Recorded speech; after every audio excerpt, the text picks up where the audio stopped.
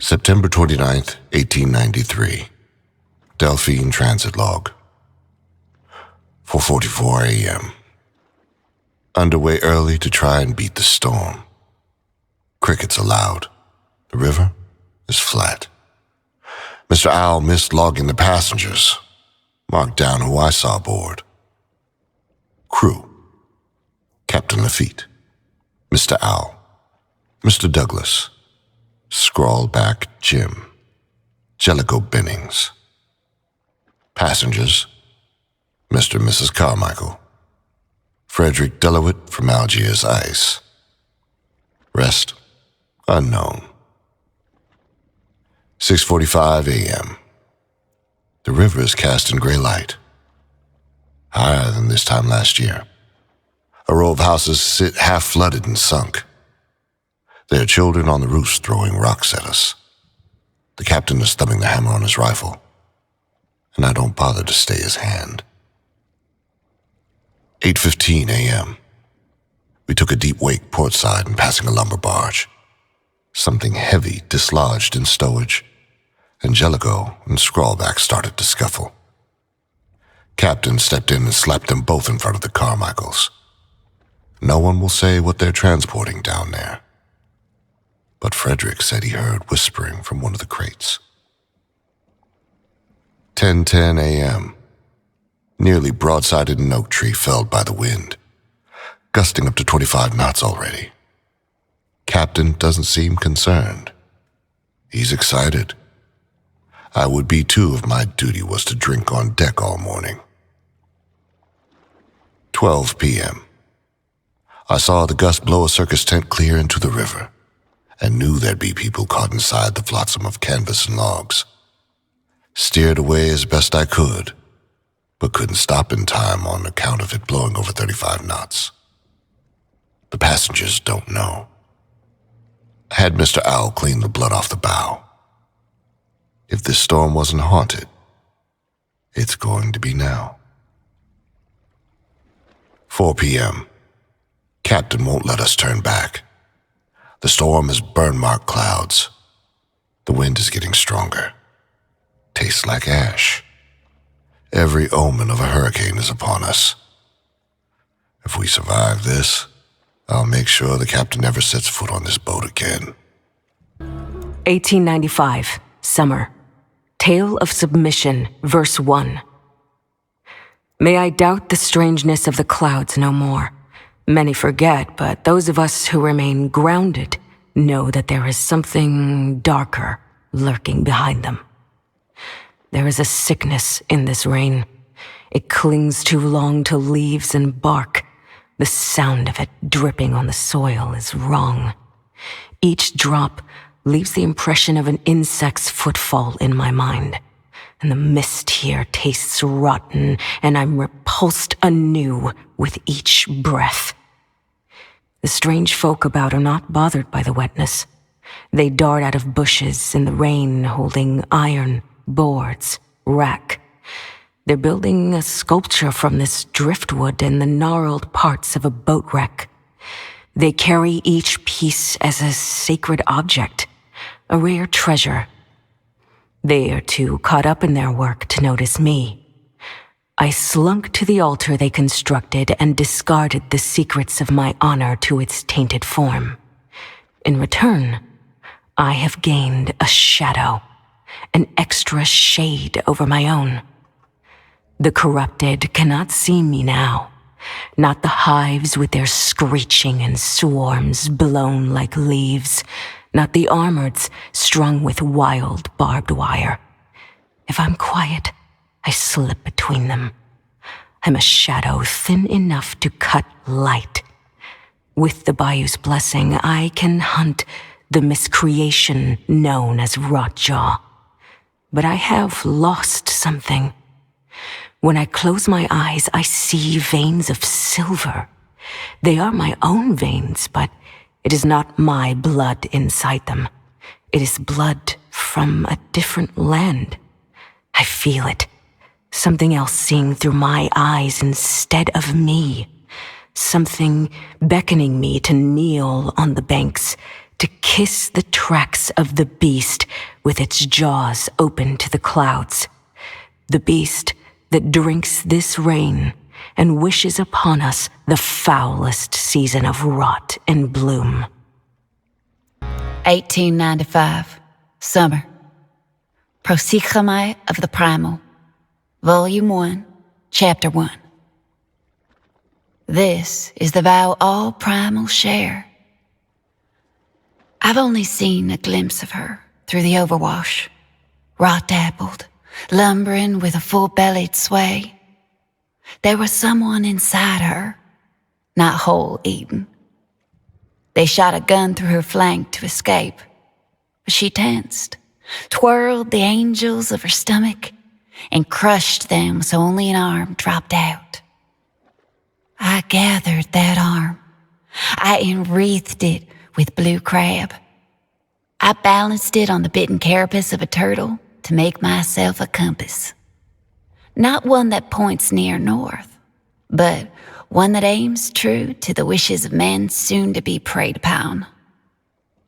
The others want to gut her, lash her mandible, sip her salt life until its red be gone, and they possess magics not known. That reptilian folk can't be tracked. He has gained some instinct, some knowledge of my presence without regard for the direction of the wind or sound. Like he smells the blood beating in my heart. His children are easily followed. That ward and that humpbacked one. They are clumsy. They move with the steps of drunk fairies and leave their filth like crumbs. I can lick a beetle and tell of their direction. That is the filth they leave behind. If there is a testament to be writ here, it will be through our prosychomai, this prayer that does not cease. We will come face to face with her. We will offer her the miracle of many fleshes. We will feed her until she cannot move. Around her, we shall make a shrine. But I will be the one to sit atop her. I will have a throne in these waters at last. October 1st, 1893. Delphine Transit Log. 2 a.m. Hell is real, and I am inside it. I am certain there has never been a wind such as this on these shores, or else there would be no shore left to stand upon. 2:30 a.m. The paddle wheel is churning up bodies of drowned people. They're bursting on the deck when they fall. 2:45 a.m. We pass through a wall of insects. It seems everything is made of them now. Some have burrowed into the bodies on deck. 2:55 a.m. A wave reached so high it broke the windshield, brought with it a 6-foot bull shark. It's thrashing at the back of the pilot house. Some massive beetle is screeching inside its mouth. 3 a.m. The captain left us. I saw him. There was a kind of lightning I've never seen before, and it scared him. It scared him worse than it scared me. It struck the boat, and the sound of a gong rang out from the cargo hold. The captain jumped overboard, holding onto a whiskey bottle. I'm the only one who saw him do it. No one is going to believe me. 7 a.m. We are lost. This is not a poetic statement of the ship sinking. We are somewhere that in no way resembles any causeway, inlet, marsh channel, or tributary on the map. At first I thought it would be on account of the tide surge. Everything is flooded. But no, we are somewhere else. The storm seems to have put us in its eye, and the breeze is calm, steady.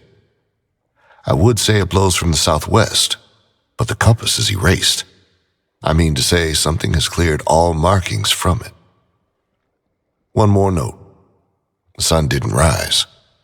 I think the storm is eating it. 1895, summer, helmsman's landlog. The smuggler's pact is to put gold before souls. If they don't bleed money, I don't care what risks they take. But the captain smells land-worn. A coward, even. He clings to his rifle and sweats. She's near, he sputters. Rimbo, Jazz, into the dew reeds to look for the cargo. Don't linger at the trace. Get in the reeds, they do. They slide through the pluff, mud, and heron bones. Me and the captain wade across the still water and take cover behind a palm fringe. We watch them get distracted by the trace. The creek trembles. It shivers, rattles my knees. The rotjaw breaches with Jazz clamped in her mouth. Those jaws could crush a cannonball. I don't know what to call what they do to Jazz's head. Wind surges. It whitecaps the marsh upstream. I brace for the gale force, steady the captain as he shoots. He's got dizzy aim, sends a bullet through Rimbo's chest. Rotjaw purges her shackles. Bolts of blue-green lightning leap from the water and burn Rimbo. His scream comes out of his eyes instead of his mouth. I guess that's because his mouth is gone. Captain gave up watching the frenzy. He stares east. There it is. Mother of Mary, there it is. The captain drops his gun. The smokestack of a ship rises through the gator froth. It steams with a dead fog, but it's real. Knocks a tree over. Rotjaw stops playing with what's left of Jazz and Rimbo. She slinks away and follows the smokestack as it glides downstream on vapors. I don't see how we're supposed to get treasure from a ghost ship, I tell the captain. He winces. I imagine he's thinking the thoughts of all cowardly captains, that one day gold might float true enough to save him from what he's left to drown. 1895. Summer. Prosigamai of the Primal. Volume 1, Chapter 2. She's generous with her gifts. I find her cage perched in the middle of the still water, rocking like a cradle with 2 hunters tucked inside. Pine beetles march up their legs, enter the chapel of their mouths, and come out of other holes and windows. What kind of prayer is at work here, I do not know. But I study the patterns of the beetles till dawn. The metal of the cage trap is soaked in her blood. I taste it. I feel its rot melt and molt and multiply. She is healed through the things that hurt us. And this is a special wonder to me. On those metal ribs are all sorts of wire spools, veins from machines, things pretending to be alive. It disgusts me. A plate welded on one of the nodes reads, Algiers Ice Company. Curious, the science that crowns the ribs of our queen. Whatever the reason, it is sacrilege. I spear a catfish and touch it to one of the cage spikes. Lightning sparks and smokes through its gills. It doesn't turn to ice. The sound of it is loud, foolish, causes someone to find me. I feel their soul as gentle as a moth lands on a skull at night. A pollen of orange filtered in the darkness of my vision. An instinct. This sense is new. A gift from her, and it will keep me safe. I pick up a railroad sledge from one of the dead hunters. It is slick with tied rot, oyster filth. I slide quiet, crouching around bundles of pampas grass till I hear the person swish their cane in the water. I time my movements with the swaying of the tall stalks. My legs move as hers move. I am silent in the stream. I raise the hammer and know that I am blessed. I let the hammer fall and know that I am blessed. October 1st, 1893. Still. Delphine Transit Log. 0000 hours AM. Time unknown. Time is irrelevant here, as is hunger, thirst, and other bodily functions. If Mr. Carmichael were to cut me open, he would find clockwork. Clocks inside all of us. The moon here is a joke. It barely moves. 0000 a.m. There are more people aboard than I thought. Most are hiding in cabinets or shuddering naked beneath poker tables. Some find river snails and isopods and shove them into their eyes. There are only a handful of the crew and passengers left to talk to. 0000 a.m. I told the rest that the captain abandoned us. Mrs. Carmichael called me faithless, said I steered us into a twilight hell. Mr. Carmichael accused me of pushing the captain over. Angelico agreed, mentioning that our cargo was immaculate. Frederick claimed that we had the Ark of the Covenant on board, that he could hear a voice from it without using his ears. Mr. Owl said he'd gut Frederick if he kept on like that. Scrawlback Jim shot off some rounds, shut them up. He said he wasn't hungry and hadn't pissed for 1,000 years. There was something stalking the boat he wanted us to go shoot. Apparently, the Delphine is full of guns and stolen goods. He mentioned some kind of crenulated insectile head like an artifact, too. 0000 a.m.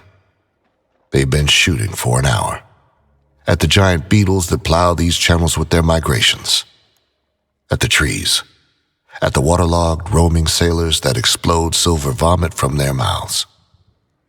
The sailors seem out of time, more lost than we are. 0000 a.m. The gunshots woke something up. It raised the Delphine a whole foot out of the water, then swam out, turned, and rammed us head on. All I saw were jaws tearing into the paddle wheel. 1895, summer. Helmsman's landlog. They say time heals all wounds, but it runs like water and drowns the unwary. "When you untie me, I'm going to stab you," the rat told me. She was wet and shivering. I shoved a rag into her mouth, smeared grease across her eyes out of courtesy. Testing the powers of a ship curse is brutal work. Captain left to talk to that man, Finch. Orders were to see if the Delphine had blessed us. I went beside Glib and the gun runner by the altar we found. I didn't feel this would work. The rat was in the middle of the river. She couldn't move a finger lashed to that tree. I shot first, hit her in the shoulder. She didn't make a sound. Glib and the gun runner shot her next, both in the legs. She made a sound then. It was muffled through the rag. I watched her through my scope. Damn me if I don't speak true. The water boiled at her waist. Her skin spit out each bullet. The holes closed, all healed by the water. I shot the knot, let her loose. Glib spat tobacco at the altar. "This don't mean anything." "The Delphine is running from us," the gun runner told me. "From the captain." We hadn't seen or heard the rat swimming. She was just there, tucked a bayonet into Glib's ribs. Before I could cock her hammer back, she shanked the gun runner in the neck and stuck me in the armpit. I've seen men shredded by anchor chains, slit at the throat by crane wire. Somehow we bled more than all of that. "Go on, boys," the rat said. "Time for your bath." We stumbled into the stream and the water boiled at our waists. Glib murmured something about mermaids drowning. Our cuts healed. Water turned to blood. The rat pointed north of the bayonet, to where steam rose above the trees, and a boat's ghostly engine struggled. October 1st, 1893. Forever. Delphine Transit Log, 0000 a.m. It seems we've been underway for 10,000 years. It feels like I'm made of ley line and fog. Mr. Carmichael can't leave the saloon without licking 5 barnacles in ritual sequence. North, south, south, west, east, south. Mrs. Carmichael lives inside what remains of the paddle wheel now. She hugs the axle and spins with each turn. Sometimes I hear her singing. Frederick has been building a contraption. He says he can use it to transport us home. When he leaves the cargo hold, I go and break parts of its cage. 0000 a.m. Mr. Owl caught a beetle the size of a sea turtle and tried to bring it aboard. He was going to try eating one again, but that alligator lurched out of the water and snapped his arms off. Mr. Owl won't be flying anytime soon. Again, that young girl was on the banks, watching, moving her hands all strange. Maybe she can control that thing. Maybe she can control all of us. 0000 a.m. Mr. Owl has rotted from the inside out. Last word he spoke was Rotjaw. 0000 a.m. After the fifth attack by the Rotjaw, we were boarded by a man on a rowboat, some stranger we'd never seen before. It shocked me. It ruined my view of this place as pure and chartless. The man said our cargo was special. He said the insectile head buried under the guns was special. Julius Caesar sacrificed a goat on that very relic, the man said. Napoleon Bonaparte tried to feed it to his horse, too. He said the object once showed a man how to make the very first fire. He said if we shoved it inside that alligator, we'd all go home. He tapped the deck with his cane when he said, home. 1895, summer. Tale of Submission, verse 2. The breath of a flower could break this man in half. If you patch me up right, I can tell you about the alligator, the bloated man says. He's been wet for a long time. His skin is sick from the rain. The sores seem like a mole he should not have touched. His many broken bones were splintered by a heavy hammer. The man was brought to me by the wolf pack. Their leader kicks him in the ribs. I smell blood on them. There was a fight. They want me to heal them. If they betray this kindness, I can squeeze their life back out. They hand me a trait totem. I grip its skull and channel the restoration within, as I have heard done before. The thing is dark and hot, and its energy is strong. I feel blood multiply inside the wolf hunters, and the mold withers away from the lowly man's flesh. The totem vanishes. You are Mr. Shari? I ask. A weak name. A name for a worm. Even a worm has seen things you have not. He stands. I hand him a stick instead of his cane. How has this Rotjaw come here? I place my hand over his on the stick. I squeeze hard enough to make him bleed again. There is a man who has traveled to another place, the land of the dead. He brought something back and used this monster to do it.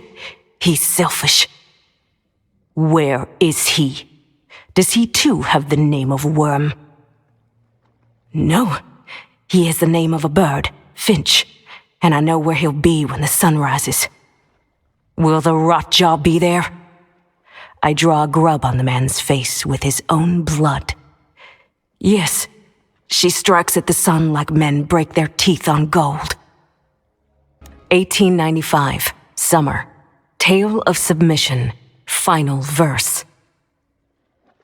I'm riding her snout through the wind, and her mouth is creaking open. The murmuring deafens me. Arcs of lightning bloom across the swamp, boiling the silver veins inside my eyes.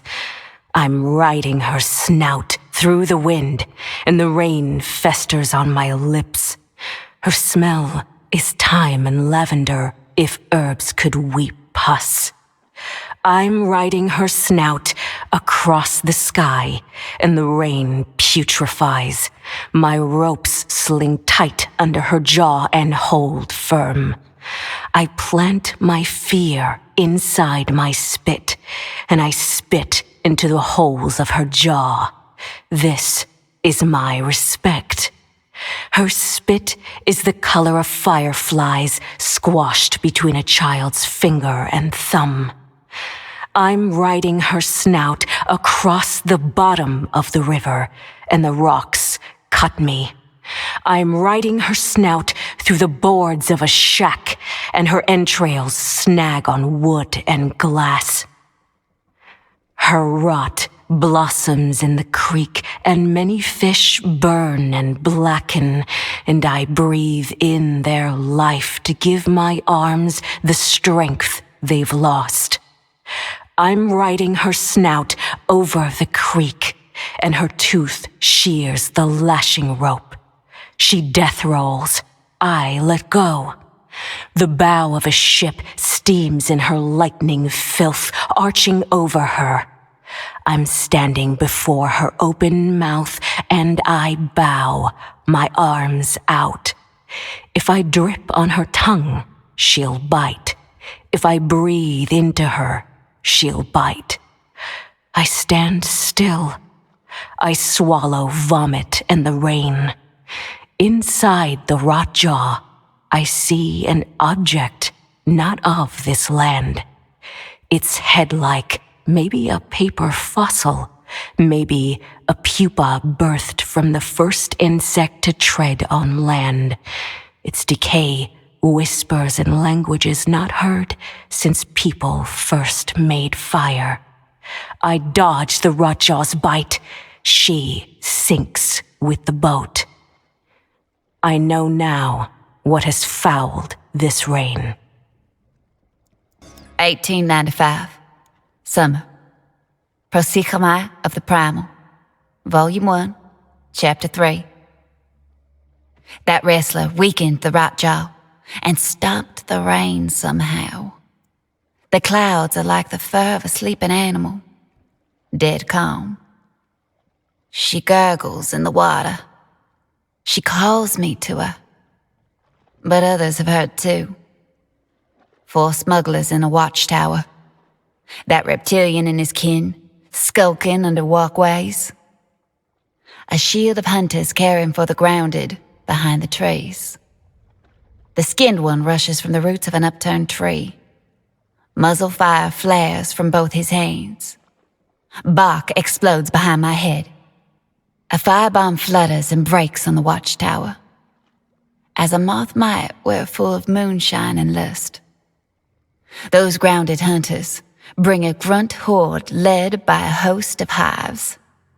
They weave through them, undetected, as the helmsman and his captain get flanked. The reptilian's aftermath fire blows apart a water devil herd. The hornback sets off my trap. She screams, suspended on barbed wire. I hear pistol ammo run dry. I roll in the water. I was born to be as quiet as the thoughts of a wave. My lance pierces the skin from behind. I push its tip all the way through the birdcage of his lungs. Bullets slip through my skin. They're the wishes of butterflies scorched by summer. A knife blesses my shoulder. An arrow finds my leg. The pain rings a cicada in my ear. But I am relentless. I've made it to the rotjaw. I touch her for the first time. The heaving, pulsing wildness of her. I bleed all the blood I have left into her mouth and banish her soul as mine is leaving too. I find the ghost of her hand and hold it. If I can cheat this death, so can she. I whisper, I can't save you. I can't make of you a throne. I can only crown you queen of my heart and hope its beating brings you back to me. October 1st, 1893. Eternity. Delphine Transit Log. 0000 hours a.m. Frederick retrofitted his electric device to slide around the alligator. He said the relic told him how to do it. When he thinks he's alone, he cradles the thing like a baby, letting the isopods that follow it suck his fingers. 0000 hours a.m. I have a plan to stop Frederick's cage and whatever the man in the rowboat wants. If I could feed them to the Delphine, I would. If my plan works, I'll die.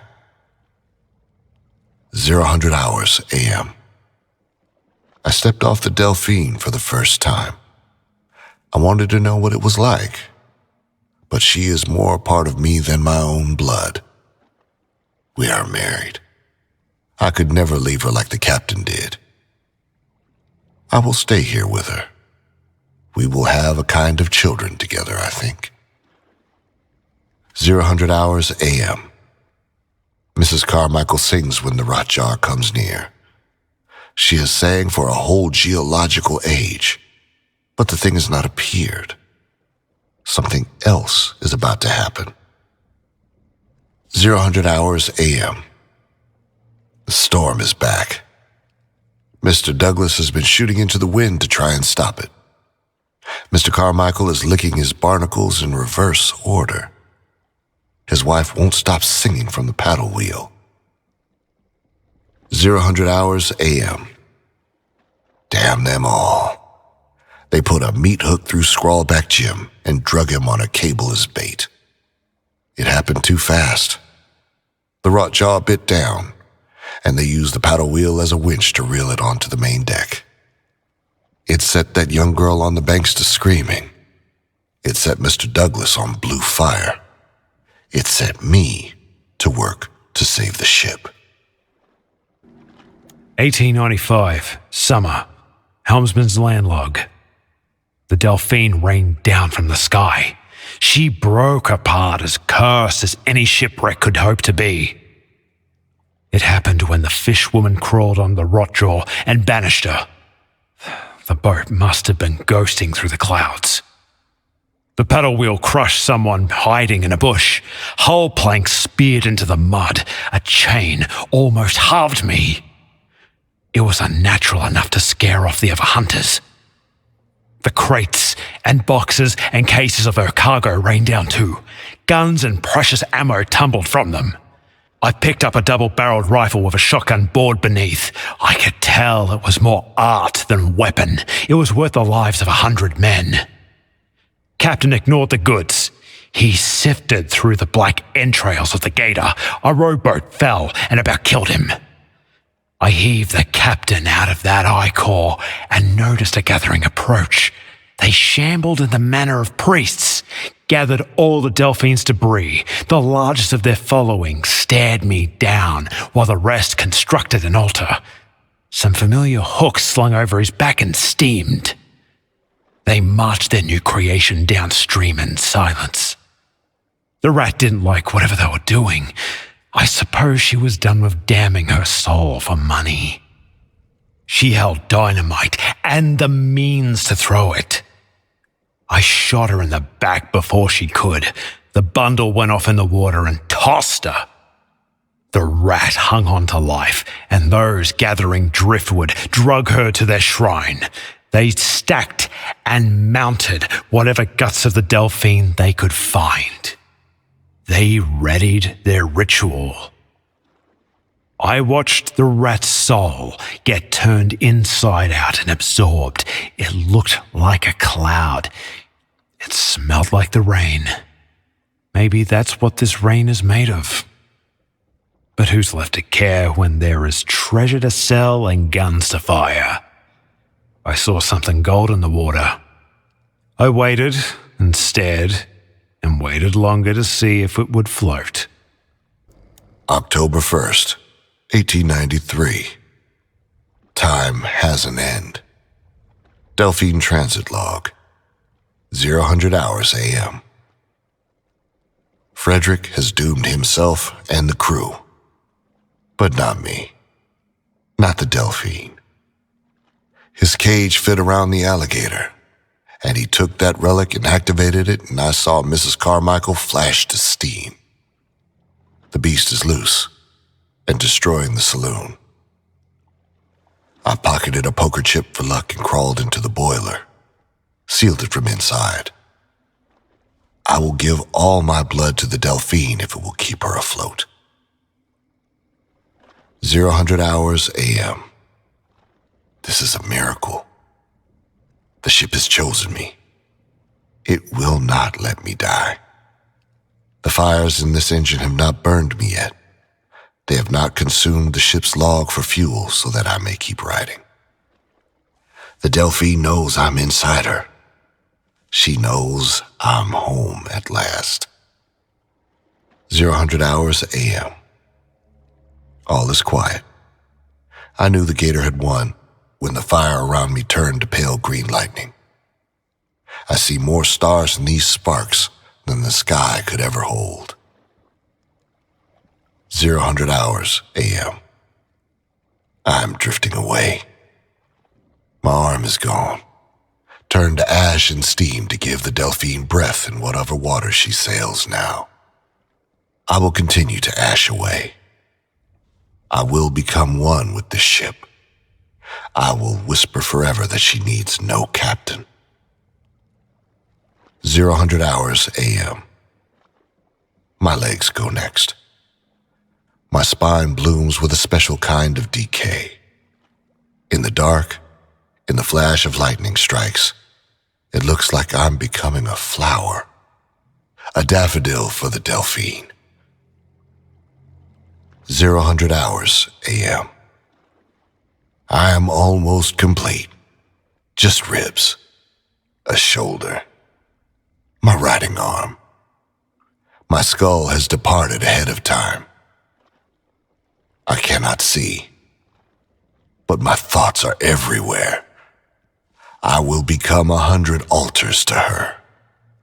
I will turn souls into deckhands, mates, and chambermaids for her. She will always remember me. I will always be her shadow on the tide.